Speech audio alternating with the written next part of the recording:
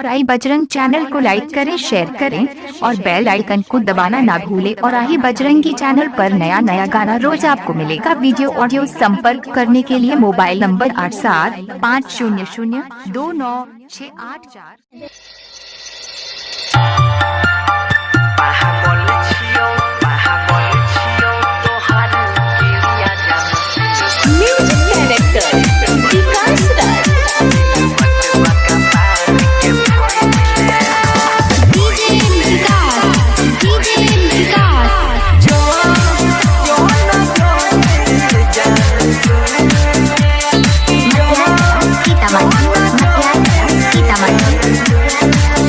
दिलही जे दर्दई दीवाना के,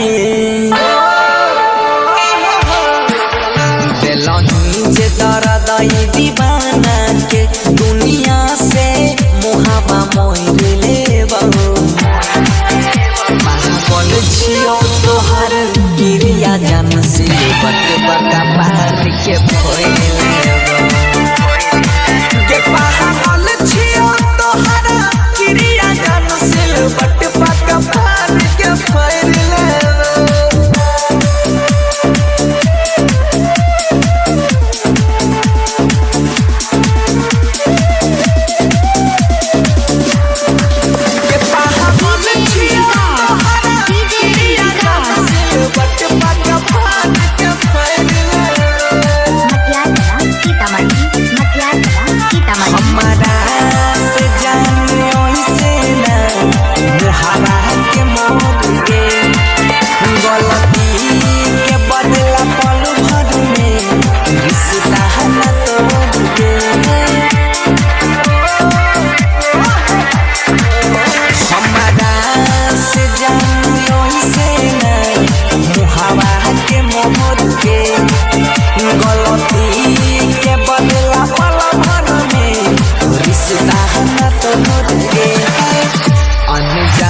बनल समसानों में अपने से अबिया जोड़ लेबो।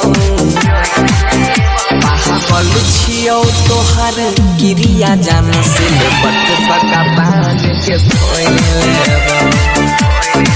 के पागल छियो तोहर गिरिया जान से बका पार के फोड़ लेबो।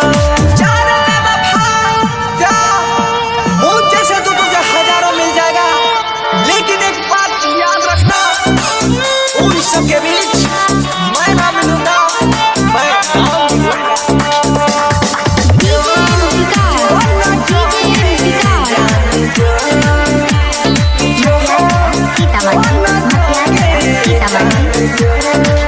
सोचले न तोरा बिना जीवहु न जान के, नफरत के आंसू रहतो दिन बिहबाऊ न जाएंगे।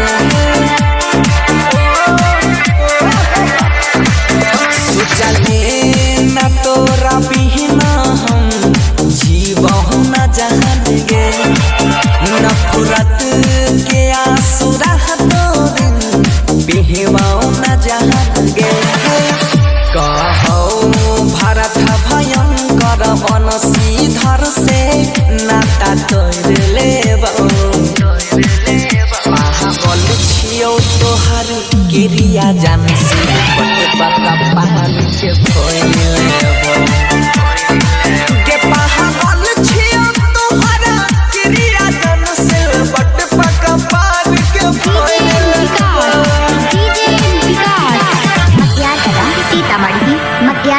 सीतामढ़ी महादेव और चैनल सब्सक्राइब करें, लाइक करें, शेयर करें। संपर्क करने के लिए 8750 50 29 29 6